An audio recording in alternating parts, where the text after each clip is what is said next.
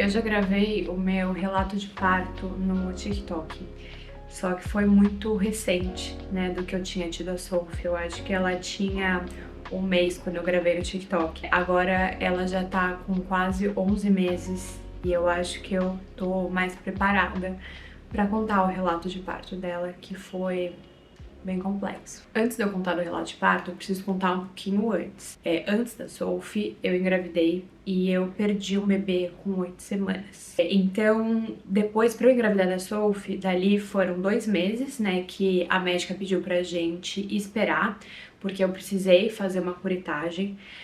Então, era o tempo, né, do meu corpo se recuperar. E depois de 2 meses tentando, eu engravidei realmente da Sophie. Então, no total foram 4 meses, né? Desde a perda até eu engravidar da Sophie. Foi rápido, né? E ela falou que depois da curetagem a chance ia ser bem rápida, porque fica tudo bem limpo, né? Lá dentro. Só que quando você engravida, depois de você ter perdido um bebê, eu acho que é muito difícil você não ter medo. Eu sou uma pessoa que eu tenho uma fé muito forte. Só que é um medo constante, porque a gestação é algo que você não controla. Assim, se você controla 1%, é muito. Tem outras muitas variáveis que você não controla. Então, eu tava com muito medo de perder de novo aquele bebê, porque eu queria muito, muito ser mãe. E eu engravidei, mas eu tive uma gestação, principalmente os primeiros 3 meses, que eu fiquei assim, eu não treinava nada, porque eu tinha medo, eu achava que eu tinha causado, sabe? Por mais que eu falasse que não, eu achava que, porque eu dei algumas corridas de leve, muito de leve quando eu tava grávida, me fizeram tão bem no primeiro bebê, mas quando eu perdi, eu ficava, meu Deus, foi culpa minha, foi porque eu corri, foi isso, e na verdade não. Mesmo assim, quando eu fiz a curetagem, a gente foi pesquisar, né? A minha médica levou pra biópsia o feto pra gente realmente identificar se era algum problema comigo, era um problema com meu marido, por que a gente tinha perdido aquele bebê. Porque eu também sou bem prática. Eu gosto de entender a situação, ver, tá no meu controle, tem alguma coisa que eu posso fazer, sabe? E porque eu queria ser mãe. Eu amo ser mãe. E eu queria entender o que eu podia fazer para me tornar mãe. E aí, a gente identificou que tinha uma alteração cromossômica. Eu não vou lembrar agora qual que era o cromossomo, talvez o 16 ou 18, não lembro agora, mas basicamente é uma das causas mais comuns de perda de bebê quando você tem essa alteração, porque é uma alteração que não é compatível com a vida, não torna o feto compatível com a vida e o corpo começa a expelir isso. É por isso que eu perdi o bebê. A gente fez investigação de trombofilia, que pode, né, às vezes ser uma causa muito comum da perda de bebê, e muita gente nem sabe disso. A gente fez uma série de investigações e no final das contas foi só essa alteração cromossômica. Com 3 meses de gestação, você faz um exame que é o morfológico, né, o ultrassom morfológico. É muito tenso para a maioria das mulheres, porque ali você vai identificar se o bebê tem talvez alguma síndrome, algum problema. A minha médica, que eu amo de paixão, ela não tem um ultrassom muito bom no consultório dela. Então todos esses exames que a gente precisava ver, né, de uma forma muito mais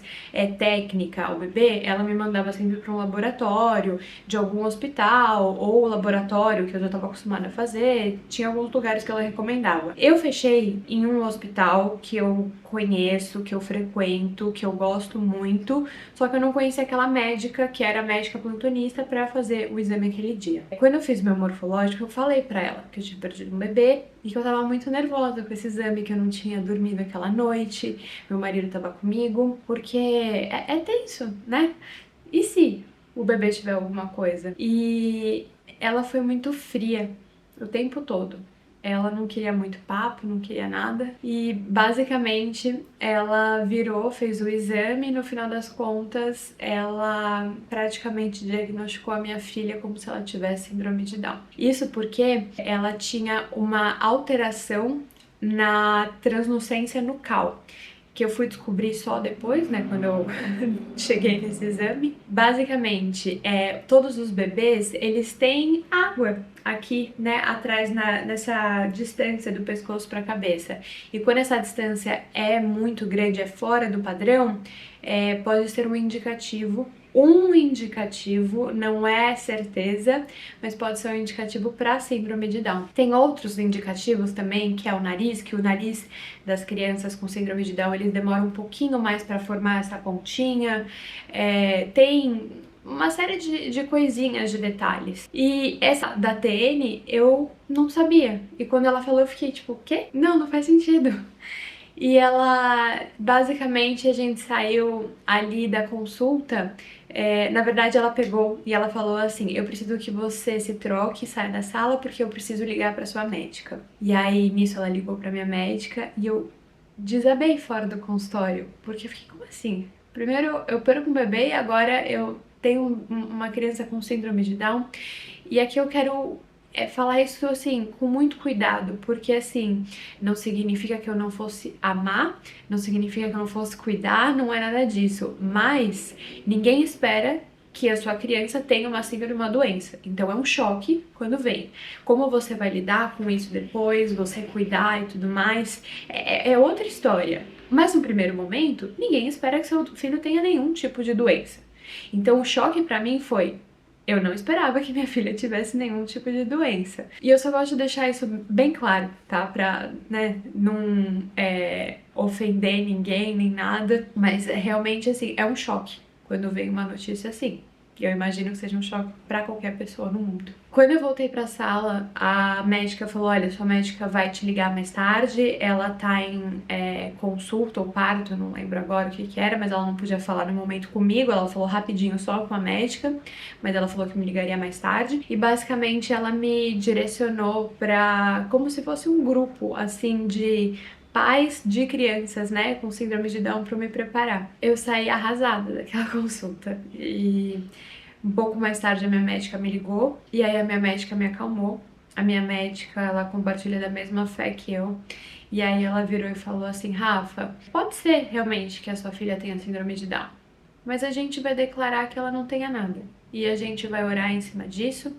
Ela me passou para fazer o exame de sangue, que é o NIPT, porque o NIPT é o único exame aí realmente que vai conseguir falar precisamente se a criança tem ou não tem qualquer tipo de síndrome. E aí, assim, é qualquer mesmo, não é só Down, são outras síndromes, são síndromes às vezes que não são compatíveis com a vida, tem N síndromes, né, que aí ele passa pra você. A gente fez no dia seguinte já o exame, e é um exame que ele demora 10 dias úteis pra ficar pronto. No meio ainda teve um feriado, eu sei que esse exame demorou 15 dias pra ele chegar. E foram 15 dias muito complicados pra mim e pro meu marido, por essa questão da expectativa, né? Será que nossa bebê tem alguma coisa? Será que não tem? Quando chegou o resultado e a gente viu que ela não tinha síndrome de Down, aquilo foi um alívio pra gente. E quando engravidar de novo, uma das coisas que eu quero muito fazer antes do morfológico é fazer o NIPT, porque você já chega, assim, muito mais alinhada. Por que que eu contei também que a gente tinha perdido um bebê com essa alteração cromossômica, né? Porque uma das coisas que a médica falou é: você já perdeu um bebê por conta dessa alteração cromossômica, então a sua chance de ter um bebê com alteração cromossômica, e a síndrome de Down é uma alteração cromossômica, se eu não me engano, no cromossomo 21. Posso falar besteira aqui, não lembro agora de verdade, mas a minha chance aumentava de ter uma bebê com essa alteração. Então, mas no final das contas, graças a Deus, não tinha nada, ela não tinha nenhuma alteração. Então, beleza, vamos lá. Minha gestação foi uma gestação onde eu tive muito medo, tinha medo de perder, eu já estava muito sensível por conta disso, mas ao mesmo tempo aumentou muito a minha fé, tudo isso. Eu declarei muita vida sobre a minha filha, muita saúde durante toda a gestação, mas eu tive alguns problemas na gestação. Eu trabalhava no corporativo e eu trabalhava assim, de uma forma bem intensa, numa rotina intensa, numa empresa com uma dinâmica complexa. E a Sophie não crescia na minha barriga. Eu engordei muito logo no primeiro mês.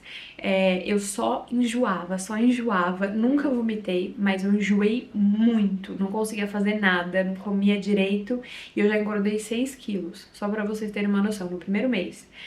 Ao todo, foram 28 quilos que eu engordei na gestação. Não, eu não comia pra engordar 28 quilos.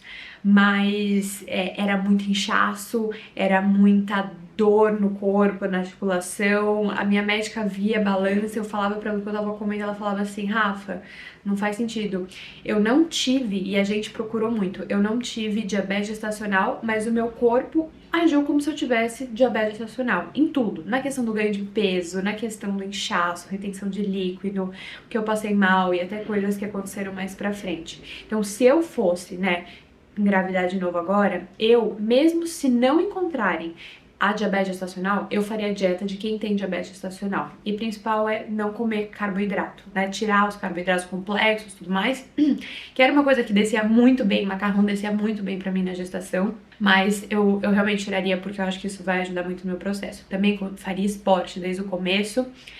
Claro, se não for uma gestação de risco nem nada, mas porque hoje eu vejo o esporte de uma outra forma, tenho uma relação muito mais tranquila com o esporte e sei que faz muito bem, fazendo bem pra mim, faria bem pro bebê, respeitando, né, toda a parte respiratória, pra não entrar, né, numa uma área anaeróbica, porque aí a gente começa também a roubar o oxigênio do bebê, tudo isso, mas eu faria esporte. Até por isso que hoje em dia eu tô praticando muito esporte pra condicionar ainda mais o meu corpo, porque né, daqui a um tempo eu quero voltar a engravidar e eu quero continuar fazendo esporte, então eu quero que o meu corpo aguente fazer esporte, porque eu vou ficar muito mais cansada quando eu estiver grávida, né? Então, aquilo que hoje, por exemplo, se eu corro 20 minutos, eu chego, meu batimento chega em X. Quando eu estiver grávida, vai chegar, tipo, em X e meio. Então, se eu começar, né, a trabalhar esse condicionamento para eu conseguir fazer um esporte e não chegar a um batimento tão alto, porque tudo isso a gente vai condicionando, né, o corpo, preparando.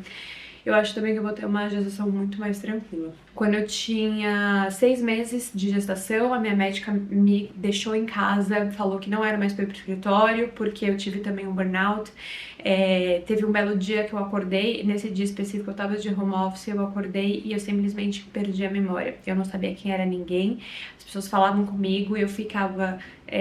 quem é essa pessoa? Não, o nome dela não é esse. Se você mostrasse, sei lá, tipo a foto do meu pai, eu ia falar, não, o nome dele não é Paulo. Não, essa pessoa não é o Paulo. Tipo, eu não associava absolutamente nada.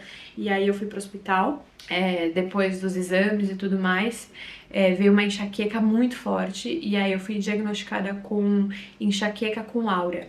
Basicamente, essa perda de memória vem antes de uma enxaqueca muito forte, e essa enxaqueca vem quando também é como se tivesse uma aura, né, como se fosse um prisma no nosso olhar, e aí tudo fica meio que brilhante, embaçado, você não enxerga direito. Então, esses sintomas começam antes de vir essa enxaqueca, é muito comum em grávidas, e principalmente grávidas que estão em um burnout.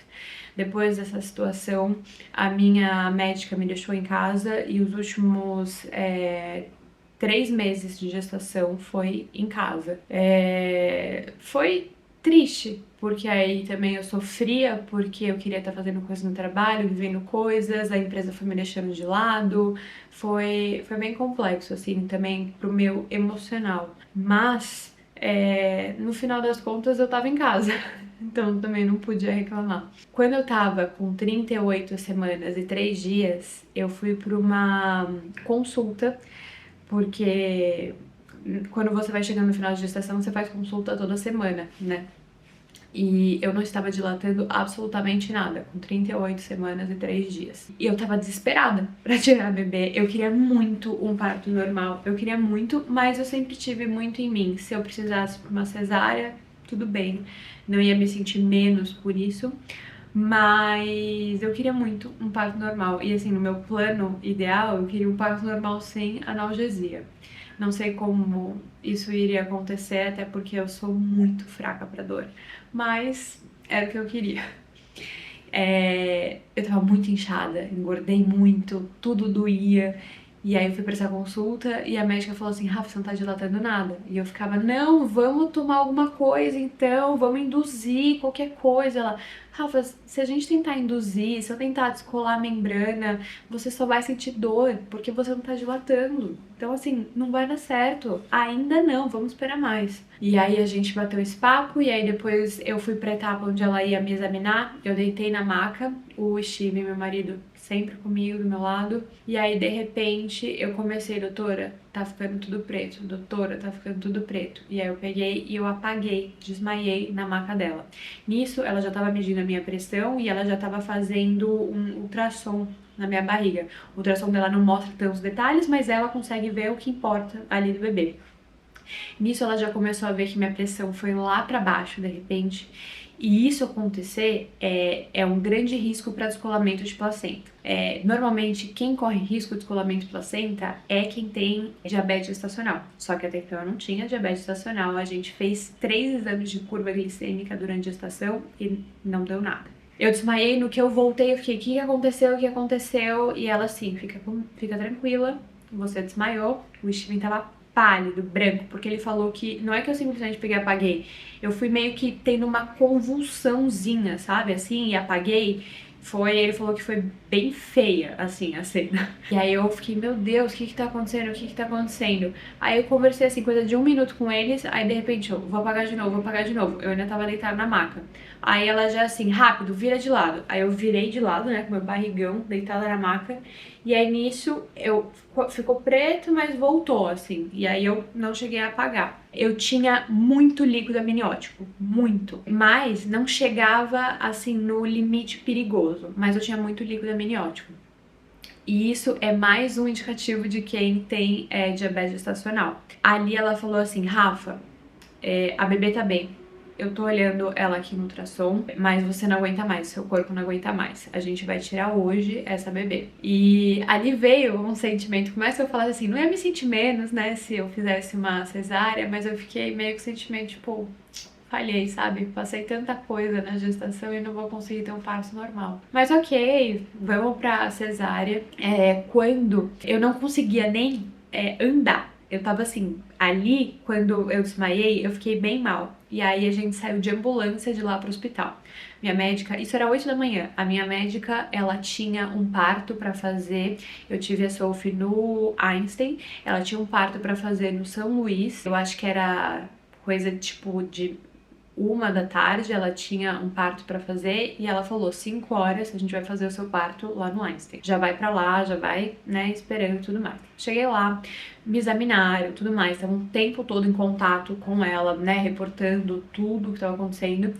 E depois ela me contou que em vários momentos durante o dia, os médicos viravam e falavam assim, doutora, ela tá bem, a bebê tá bem, vamos segurar, né, esse bebê mais. E ali a minha médica teve uma sensibilidade que eu chamo de sensibilidade espiritual, que ela virou e falou assim, esse bebê precisa sair hoje. E ok.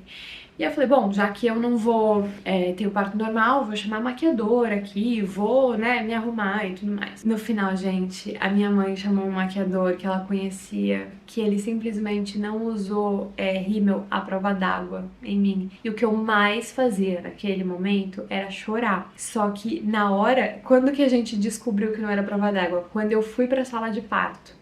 Mas isso é só um detalhe, mas vamos lá.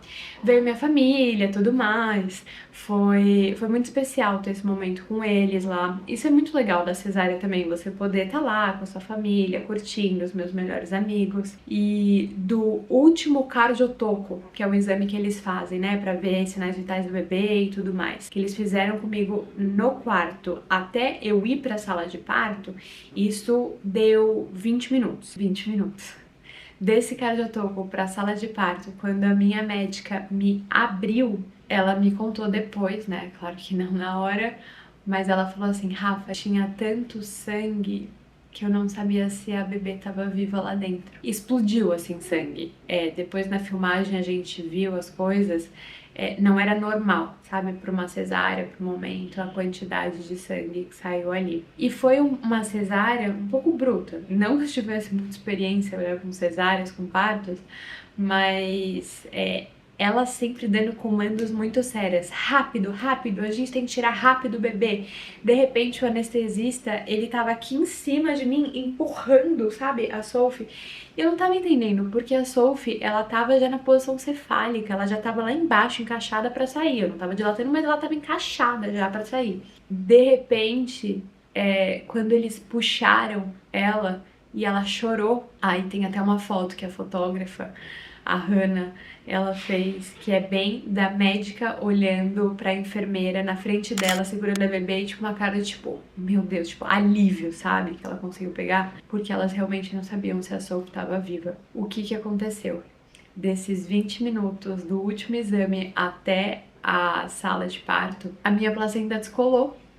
A Sophie, né, a placenta desceu, a Sophie subiu, ela veio pra cima da minha costela, ela teve que sair com uma alavanca, eles pegaram uma alavanca pra conseguir puxar ela quase saiu de fórceps, imagina, fórceps de uma cesárea, porque ela veio aqui pra cima, ela engoliu, então o sangue, né, que tinha era o sangue da placenta, ela engoliu muito sangue líquido amniótico, e se a gente esperasse, assim, acho que coisa de minutos a mais, ela não teria sobrevivido. As primeiras 36 horas de vida dela, ela não mamou, porque ela só regurgitava o sangue e o líquido amniótico. E eu posso falar que a vida da minha filha é um milagre, porque tudo que a gente passou e ver hoje ela, né, com quase 11 meses, saudável, perfeita, sabe?